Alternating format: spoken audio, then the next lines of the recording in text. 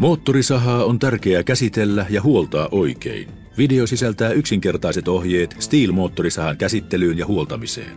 Kerromme myös, miksi oikeanlaisen suojavarustuksen käyttäminen moottorisahalla työskenneltäessä on tärkeää.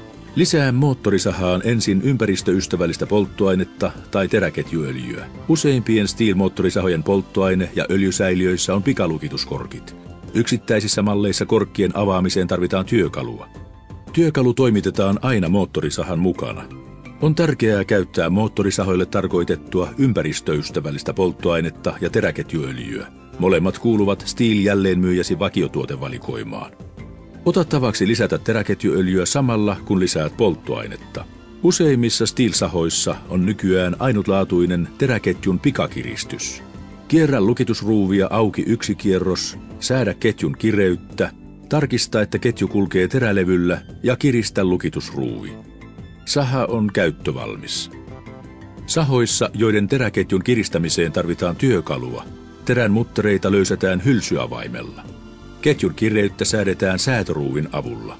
Säätöruuvin sijainti vaihtelee malleittain. Sahasi käyttöohjeesta voit tarkistaa ruuvin sijainnin omassa sahassasi.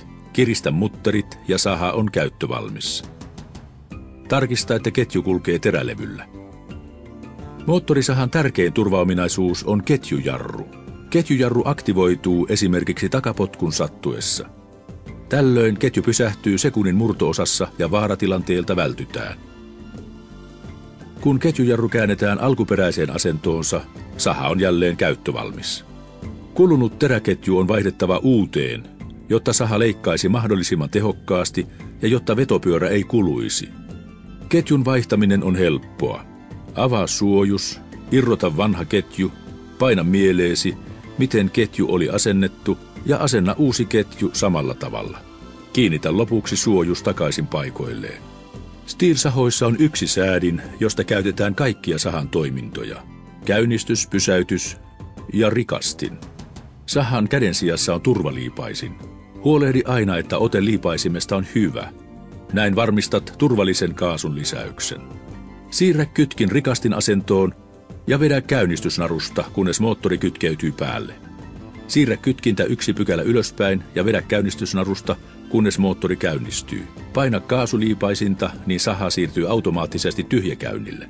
Saha on nyt käyttövalmis. Saha pysäytetään siirtämällä säädin yläasentoon.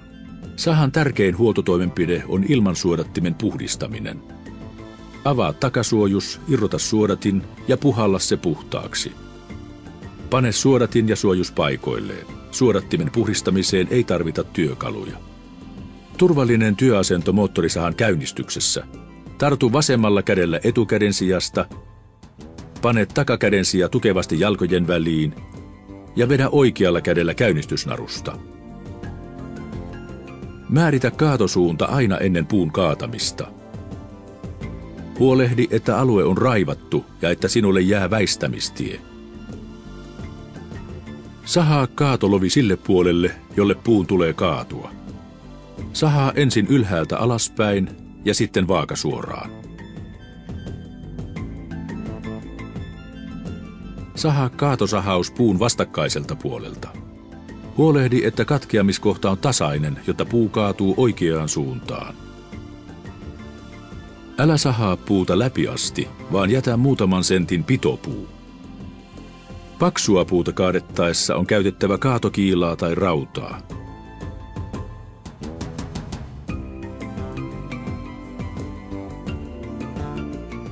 Uusinnassa näkyy, mitä tapahtuu. Nuoli osoittaa kaatosuunnan. Puun kaatopuolelle sahataan kaatolovi ensin ylhäältä alaspäin ja sitten vaakasuoraan. Sahaa tämän jälkeen vastakkaiselta puolelta pitopuuhun asti. Lyö koloon kiila ja sahaa kaatosahaus kiilan puolelta, hieman sen alapuolelta. Tapaturmien välttämiseksi on tärkeää käyttää asianmukaista suojavarustusta. Täysi varustus sisältää saappaat, housut, takin, käsineet sekä kuulonsuojaimilla ja visiirillä varustetun kypärän. Suojavarustus on halpa vakuutus. Esimerkissä näytetään, miten helposti moottorisaha sahaa tavallisten housujen läpi. Kun yllä ovat suojahousut, käy taas näin. Housujen erityisvalmisteinen täyte pysäyttää teräketjun välittömästi, jolloin vakavien vammojen vaara pienenee. STIHL suositteleekin oikeanlaisten ja hyväksyttyjen suojavarusteiden hankintaa kaikille moottorisahojen käyttäjille, riippumatta siitä, mihin moottorisahaa käytetään.